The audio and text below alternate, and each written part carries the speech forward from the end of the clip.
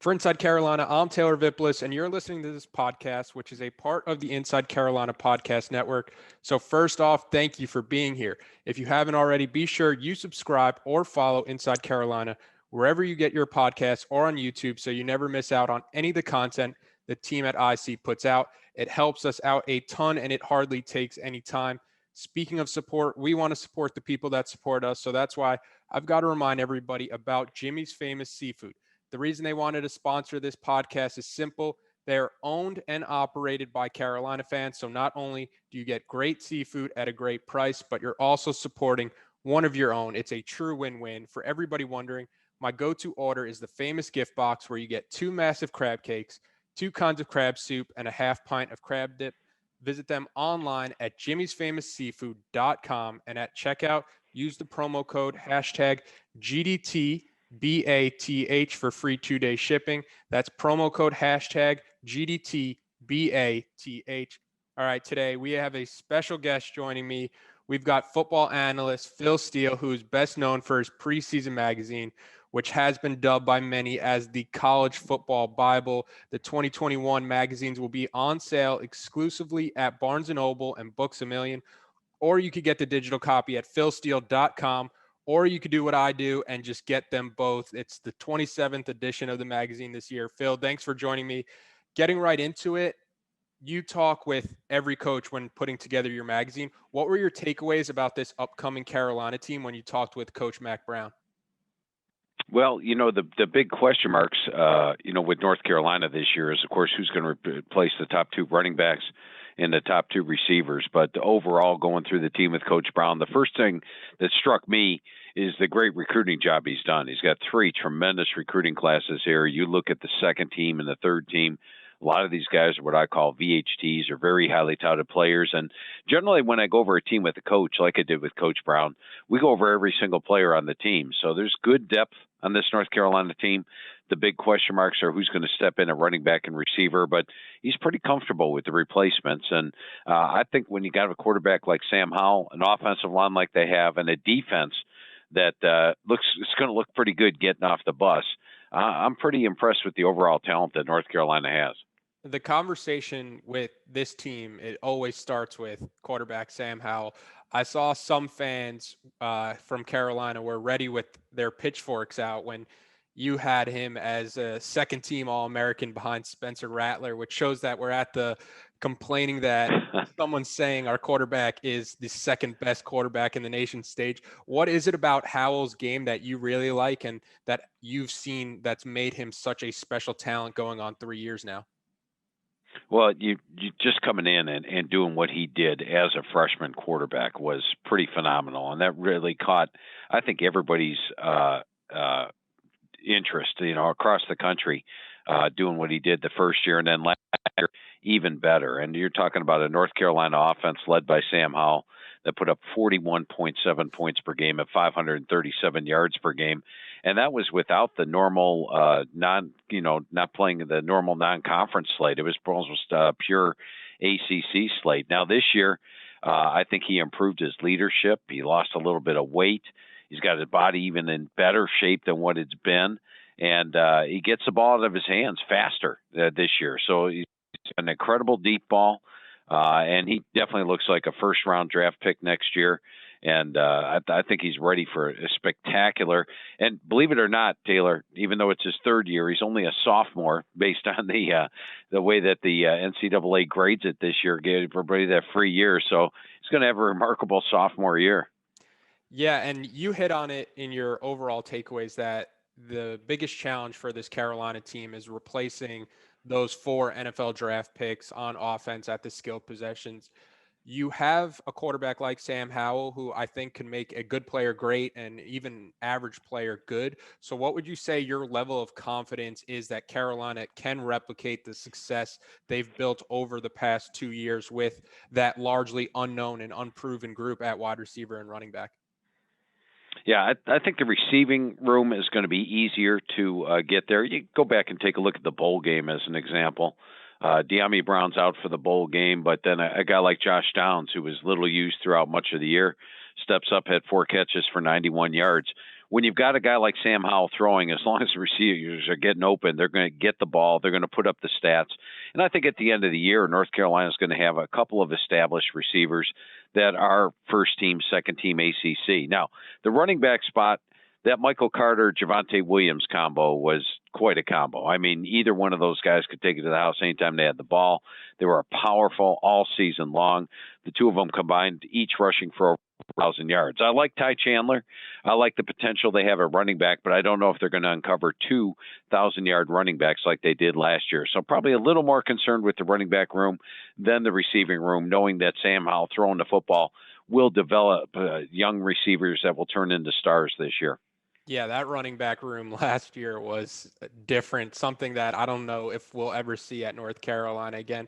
But the other thought there is that North Carolina, like you mentioned, they scored 41.7 points per game, yet you won't really need that kind of production and output if the defense drastically improves, which you'd assume it would with 10 starters on that side of the ball returning. Do you think that's a fair assumption to make when you're talking about the offense to defense trade-off? Oh, absolutely. And you take a look at this defense, and they're a unit that looks good getting off the bus. They are big, they're strong, they're fast, they're physical. They've got a lot of VHTs in the unit, and they look good getting off the bus. And I think this is the year they play to their potential. You take a look at the overall Jay Bateman when he came in and has done with this unit the first couple of years. He took them from 34 points per game allowed down to 23. Last year, a little step back, but once again, it was a pure ACC schedule, basically. Didn't have any soft non-conference games involved in there. I think when you look at North Carolina this year, they will have a defense that should be one of the better units in the country. In fact, coming into the season, I rate them in the top 40 defenses out there, which is a big step up from where they've been the last couple of years. Yeah, and I think one of the reasons why Carolina fans are so excited is you're starting to get that continuity on both your offensive and defensive coordinator, where you're going into year 3 now in the same system, and you're starting to get more of that talent. You're starting to get more of that depth. And the old adage in football is that when you're talking about national contenders, it's a game that's going to be won in the trenches, which bodes well for Carolina because you have both their offensive and defensive lines as top 15 units in the entire country. Starting with the offensive line, it's headlined by a player like Josh Azudu, who you have as a preseason All-American. What do you like about that overall group?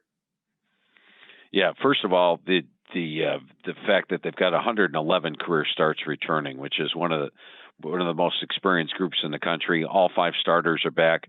I think there's 3 NFL caliber guys on there with Azudu, Jordan Tucker, and even McKeithen probably could end up playing in the NFL. So I think this is going to be one of the better offensive lines. I'm on the Joe Moore Award committee, so I'm always looking at the offensive line closely. And so naturally having them in my top 10 heading into the year, that sort of tells you what I think about them. They've got good depth. There are players they probably go, most offensive line coaches like to have a top 7 or 8. I think they go a little bit deeper than that even. And when you've got 5 veteran returning starters, this is a top-notch unit. Yeah, I think this offensive line doesn't quite get the credit it deserves, besides hearing you say it, just because of how good Michael Carter and Javonte were. But you don't rush for the amount of yards they do last year without some kind of decent offensive line. And it's nice that all 5 starters are coming back for this Carolina team. Then switching sides on defense, Carolina not only returns everybody, but you're starting to mix in some of those big-time recruits like you mentioned earlier from the past 2 classes, like Jahvaree Ritzie, Keyshawn Silver, Miles Murphy, Des Evans. What are you seeing from that D-line that could make them a nightmare for opposing offenses? The one thing I like to see in a defensive line is depth, because when you're rushing the passer, it takes a lot of energy, a lot of exertion, and you like to just rotate fresh bodies in there. If you can go 3 deep on the defensive line, generally you're going to have that pass rush in the fourth quarter of games. And Coach Brown told me they have a package of pass rushers this year on second and third that they haven't been able to have. They can go very deep in the pass rush route. They're going to have fresh bodies in there. And when you've got a player like Desmond Evans, for example, my number 5 rated defensive line coming out of high school, as a backup, then you're in pretty good shape. So this is a very deep unit, goes 3 deep, and will be able to stay fresh throughout the game. Yeah, headlined by a player like Ray Vahasek, who you also have on your preseason All-American team. Going through some of the biggest games on the schedule for Carolina, UNC opens up on the road Friday night game in Blacksburg against Virginia Tech. They'll have Enter Sandman blaring for sure. Mm. How do you see that game going down if it were to kick off tomorrow? Because from watching last year, this feels like two teams going in radically different directions when you factor in on and off the field results. Yeah, well, keep in mind last year Virginia Tech was hit hard by COVID and injuries. They were down 20, 30 players in a lot of games last season. So I don't think we saw the true Virginia Tech team last year. Their defense coordinator Justin Hamilton last year tried to switch the schemes up a little bit, and unfortunately didn't have spring practice to get that incorporated. So I think overall Virginia Tech, due to all the stuff that happened, we didn't see the true Virginia Tech. You're going to see a much better VT this year. You touched on Enter Sandman Friday night. You know that place is going to be jumping start to finish. I'm expecting a very close game. I do think North Carolina is a superior team, should be able to come out of there with a win.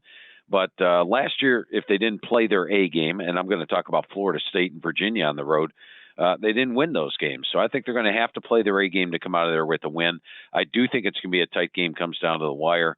I've got North Carolina about a 3-point favorite in that game. So I think it's going to be a good game, but I do think North Carolina can prevail.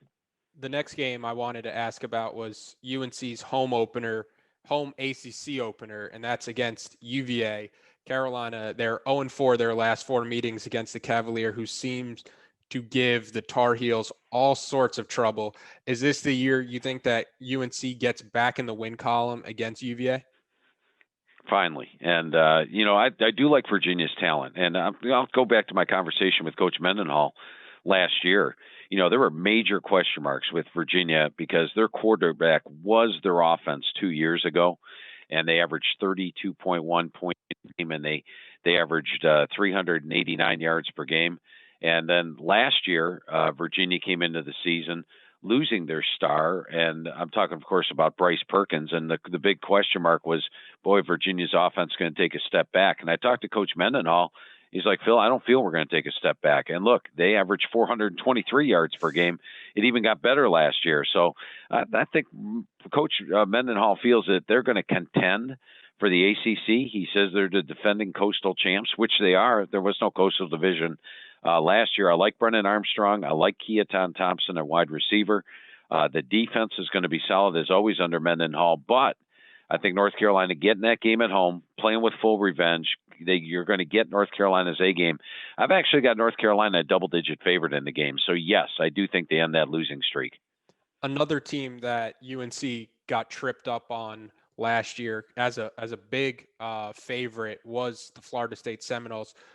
Do you see this Florida State team taking a step forward from the team last year, who outside of that UNC game looked pretty bad throughout the year? Yeah, and keep in mind, first-year head coaches last year were in an extremely tough predicament. You're talking about taking over a team, and I talked to a lot of first-year head coaches last year, Taylor, and generally here was the conversation, okay, coach, let's go over your team. And they'd be like, Phil, I haven't seen my team. We didn't even get a spring practice. I don't know the players, and that was what the first-year head coaches went through. So you sort of expected Florida State to struggle with the first-year head coach coming in, changing the schemes on both sides of the ball. This year, talking to Coach Norvell, he feels they're in much better shape. They do add Mackenzie Milton at quarterback, and he could be a difference maker there. They've got the running backs with Corbin and Toafili. The receiving core looks good. This is a very talented team. I thought their defense really underperformed last year. I mean, take a look at the talent they had in the defensive front seven. No way that group gives up 5.1 yards per carry.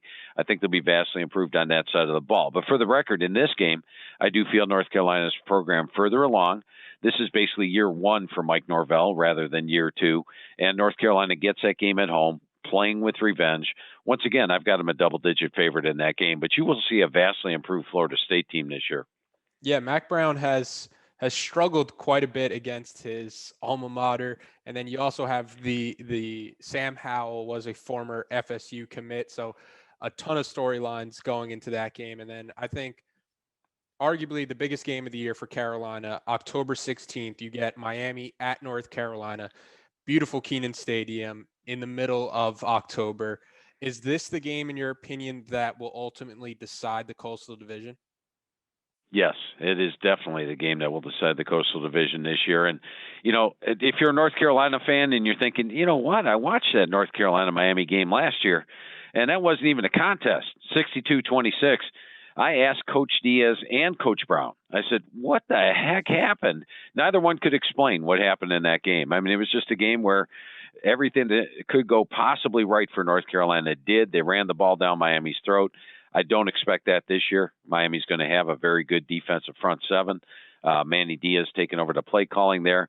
If De'Ara King is 100% healthy, which I expect him to be, he's got a great supporting cast with him. This year's game is not going to be anywhere near a blowout. In fact, it's going to be a heck of a game, comes right down to the wire. And the winner of that game, I believe, will be playing Clemson in the ACC title game. For the record, I think North Carolina comes out of there with a very close win. Yeah, you really hope De'Ara King is fully healthy, so you see these two teams at full strength. And I've loved the emergence of UNC Miami becoming this big rivalry game in the ACC, with the Carolina players throwing the U down and the Miami fans just not liking Carolina. And the ACC needs more of these rivalries, and I'm glad that they've kind of gotten that from UNC Miami. But speaking of rivalry games, to close out the regular season, UNC is making the short trip down I-40 to Raleigh to take on the Wolfpack. To the surprise of a lot of Carolina fans, you have NC State as a top 4 team in the conference in your power ratings. And I think that's because they return 19 starters, but are we accounting for that those starters have lost the past 2 games to UNC by a combined score of 89-31?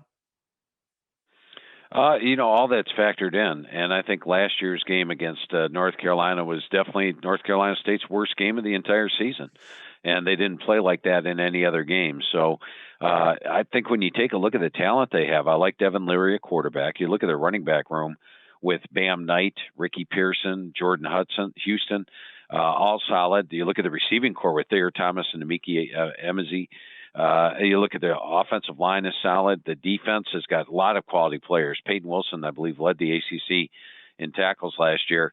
I think that's a dangerous game for North Carolina at the end of the year. North Carolina State is an improved team over last season. They do play a killer schedule, which is one of the reasons I didn't even pick them higher in the rankings. I've got them in a 3-way tie for the Atlantic, but they draw Clemson, but they also have to play both Miami and North Carolina out of the Coastal Division, and the road schedule extremely tough this year. But I think North Carolina State's going to give Carolina a much better game. I do think North Carolina wins it, but it'll be a fun rivalry. Yeah, for sure. And Devin Leary missed, I think, part of that game last year. So I think that's one thing you kind of have to account for, as they looked like a completely different team when he was out there. But Mac Brown has put such a big emphasis on these in-state games, where I think you're kind of seeing that on the field when Carolina plays Duke and plays NC State, this renewed rivalry where Carolina is giving every team their best shot in the state because they know they're getting the same best shot in return. And then I'm curious, they're not on the schedule, but hypothetically speaking, how does Carolina match up with the Clemson if that were to be the ACC championship? Because I have to imagine that if you want to get Clemson, it would be in a year where they're replacing somebody like Trevor Lawrence and like Travis Etienne. Yeah, absolutely. And, I think the supporting cast for the new quarterback, DJ Uiagalelei, is better than what Trevor Lawrence had last year at the receiver position and better at the offensive line. But you wonder a little bit about the running back, and it's not Trevor Lawrence back there anymore. Now, they've got the best defensive line in the entire country. Let's not cut any slack there. I mean, they are outstanding on the defensive front. They had a lot of true freshmen playing last year. They're number 3 linebackers, number 8 DBs. Special teams would be the area that I think North Carolina could potentially have an edge. Clemson's never been super strong there. And I think it's a good season to stand up with them. And what impressed me last year, Taylor, is I thought Texas A&M last year was a team that was a legitimate national title contender, very nearly made the playoff. And in that game, North Carolina took on Texas A&M. North Carolina didn't have their top 2 running backs, their top receiver. and yet they gave A&M a game. They were leading that thing in the fourth quarter. So if you can stand up to a team like Texas A&M, I think they can stand up to a Clemson team without Trevor Lawrence and Travis Etienne. I think it's going to be an exciting ACC title game, and it is the ACC title game that I'm projecting in the magazine. Yeah, and I think what we've seen the past 2 years, where the last time Carolina played Clemson and a lot of the games last year with a quarterback like Sam Howell, it feels like this North Carolina team is always going to be in it late. They're always going to have a chance to win it, and especially in a one-game sample size where you just have to have the breaks kind of go your way. But to close it out, I have 2 buy or sell questions for you. I'm going to ask you the question, and you just tell me if you're buying or selling the statement. The first one is Sam Howell is at the Heisman Trophy presentation at the end of the year. Buying. What's the reasoning behind buying Howell as one of the 3 finalists? Yeah, sure. I think when you look at Howell's stats this year, they're going to be phenomenal. And like I said, he's going to break in a new receiving core. I've got him as number 2 on my Heisman preseason list coming in. And they usually take the top 2, 3, or 4 quarterbacks or players, I should say. So I think Sam Howell's a guy that's going to be a first-round draft pick next year and will be at the Heisman presentation, and especially if he leads big wins over Miami of Florida, Notre Dame on the road. The wins like that are the ones that really capture the national attention. Yeah, and with how good he is in the fourth quarter and those big games, like you mentioned, there's going to be an ample amount of opportunities for him to have those kind of Heisman moments that they can play on the highlight reels. And then the last buy or sell I have for you is Mac Brown gets UNC to the playoffs within the next 4 years. I think that I'm going to go buy on that. First of all, big fan of Mac Brown. I think he gets the most done. You look at what he's done in his head coaching career. He seems to be enthused, re-energized with this job. And look at the recruiting classes he's in. You go back and you take a look at teams like Clemson, Alabama, Ohio State. Why are they at the top every year no matter who they lose? It's because of who they've been recruiting. And Mac Brown's doing a fantastic job recruiting, building this team with talent. And I think it's not just going to be Sam Howell next year. There's going to be a lot of players that emerge next season. And I love the job he's doing recruiting. So I believe they will clearly make the playoff, especially with the fact, Taylor, that in 2 years, we're probably going to a 12-team playoff. And I think North Carolina is definitely going to make it at that point. Carolina fans, I'm pretty sure they love you already, Phil, but after hearing that, you're going to be their favorite analyst, leading the charge for them. But I just wanted to say thank you for hopping on here today with me. I had a ton of fun talking to you as always, and just hope you're doing well. And Taylor, one thing I want to throw out to your listeners, save them a little bit of gas money this year, is we are exclusively at Barnes & Noble and Books A Million. So don't go driving around looking for the magazine at other places. It's only at Barnes & Noble and only at Books A Million, but 352 pages. And we give you 2 full pages on every team in the country. Same amount of coverage on Coastal Carolina or Akron that we give you on Oklahoma and Alabama. It's really like getting 130 different media guides rolled into one. That's Phil Steele's college football preview. And Taylor, how long have we been doing this show together now? It's been a few years, hasn't it? This is the 3rd or 4th year. I was just going to say I have the digital copy already. Once I go to Barnes & Noble, I'm going to get the physical copy. I love taking it out to the beach. It's like the official start of summer for me once I get that magazine in my hand. Yeah, and it's something you use all year long. Am I correct? Yes, for sure. It's the best resource for college football, I would say. Awesome. Appreciate that. I feel it's got 3 to 4 times the amount of information any other magazine out there. But, I always enjoy doing the show with you, Taylor, and look forward to many years doing it upcoming. Thank you so much, as always.